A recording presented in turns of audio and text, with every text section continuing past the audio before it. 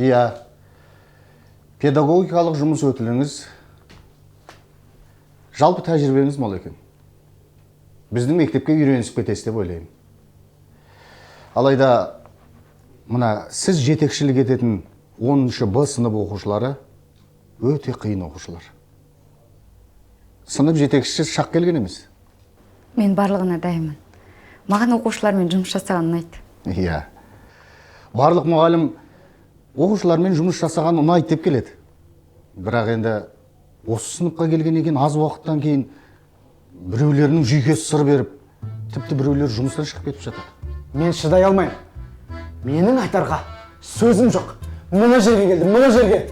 Бұл мектепке енді бәкше аяқ баспаспын.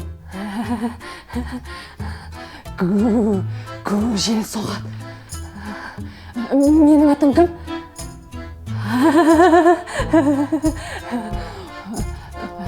Орманды өртеп жіберген кенгурудың баласы десем. Оны барлығы жеге суырғыштан көріп отыр.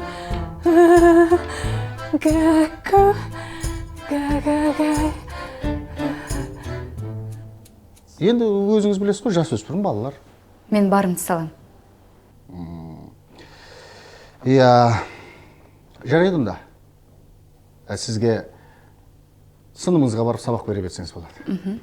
Иә, жарайды, рахмет. Айтпақшы.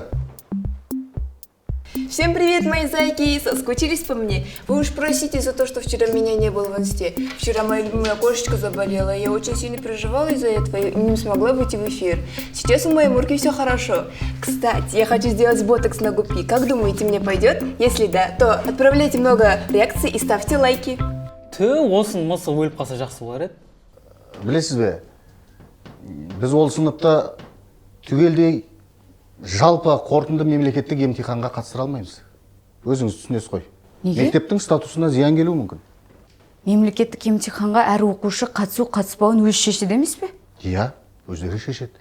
Бірақ мына мектептің абыройы бізге маңыздырақ. Әлі 2 ай бар. Дайындалып үлгереді барлығы. Иә, 2 ай бар. Білесіз бе, олар 2 күнде сізді жұмыстан шығарып жіберуге үлгеруі мүмкін. Бірақ емтиханға емес. Оны уақыт көрсетеді. Жарайды. Уақыт көрсетеді. Айтпақшы, Сәуле, сен осы не оқып, не жаттап, не жазып жүрсің? Емтиханға дайындалып жүргенге ұқсайсың ғой? Иә, әрине емтихан ғой. Жақсы. Сен, бірақ дайындалмай қойса бізді по-любому қатыстырмайды. Мен негізі өзімнің отбасыма сабақты жақсы оқитынды дәлелдегім келеді. Бірақ үйдегілер де сыныптағылар да кедергі болып жатыр. Үйдегілер кедергі жасаса білмеймін енді. Сен оған анаған қараса, қоя сал оны. Мынау не сұмдық? Мынау қайсысы тағы? Біріншіден мынау емес, Әлия Серік қыз. Екіншіден, мына Серікті доғарып орындарыңызға отырыңыздар. Түсінбедім. Сіз сонда барлығын орнына қоятын кімсіз? Болмаса, циркте билет тексеретін адамсыз ба сіз? Артық сөзді доғарып, барлықтарыңыздың орындарыңызға отырғандарыңызды сұрайын.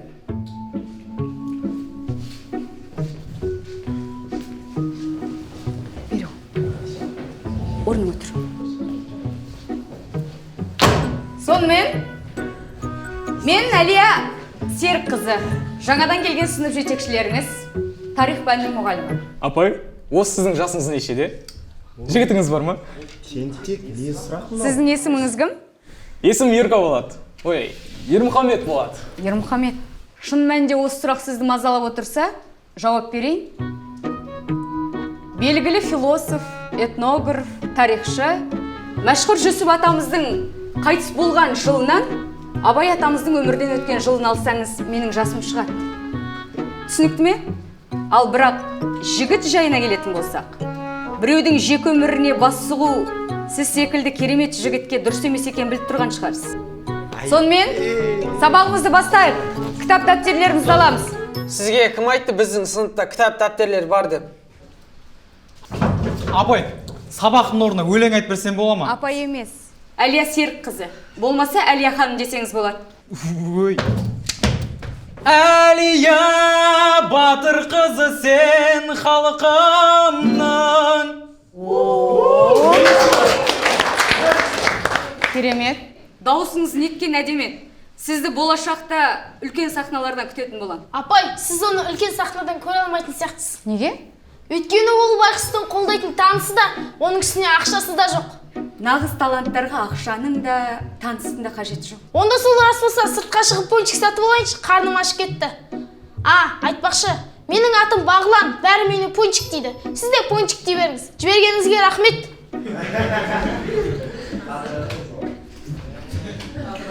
Өзі кететін болса неге сұрап тұр? Қызық. Ал жарайды, сонымен кімде дәптер жоқ, тұрамыз? Очень скучно сегодня, если на самом деле. Да. Ребята, у нас новый классный руководитель. Но не знаю, насколько она долго продержится. По-моему, после обеда она уже уволится. Кешіріңіз, мен ешқайда кетпеймін. Сізде дәптер бар ма? Жоқ. Түсінікті. Мен қазір.